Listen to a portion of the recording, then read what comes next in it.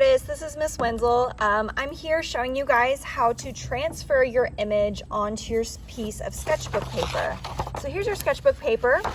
Here is your image that you created. As you can see, I just did a plain heart.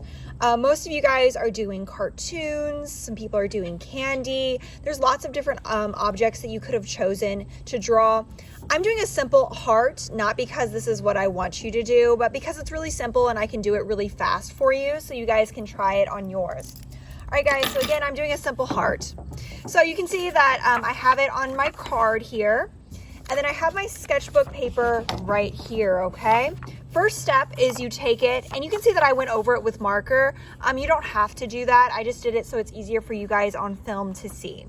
First step is you flip it over. You take a wooden pencil and you very carefully color it.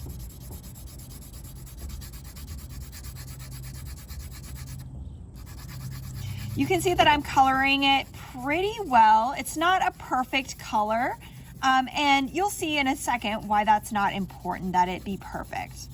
What is important is that it's sort of dark. You're trying to get a lot of this graphite onto the back of this sheet. So you're gonna look at it, double check that you've covered it. Right now I'm looking and I can see, okay, my heart is actually over there, so I need to cover it a little bit more.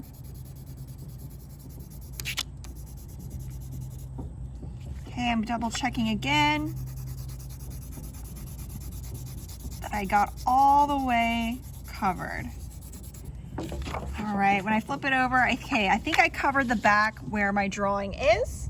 So now I'm going to take my piece of sketchbook paper. This is going to be our final piece of paper that we're going to add color to. So make sure it's a nice sheet of paper without any mistakes on it. I'm going to take my card and I'm going to put it in the corner. I'm going to make sure it lines up really nicely to the corner. And then I'm going to take my pencil and I'm going to trace over my lines. I'm going to do this 4 times. There's my first one.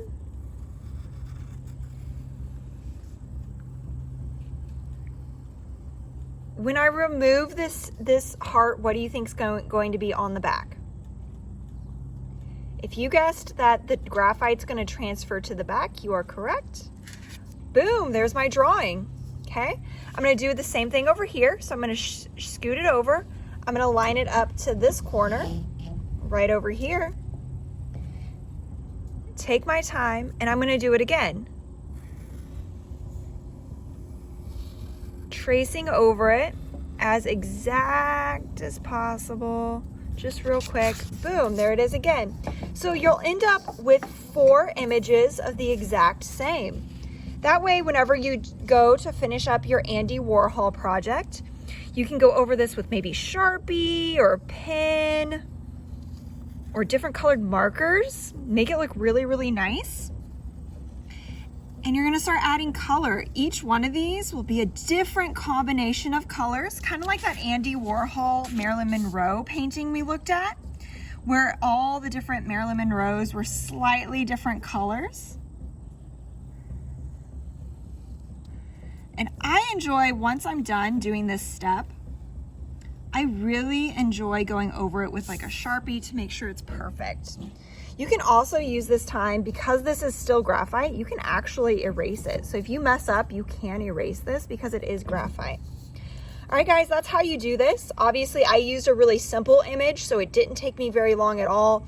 It might take you a little bit longer than this because you guys challenged yourselves and you did really, really awesome ideas. So good luck. Let me know if you have any questions.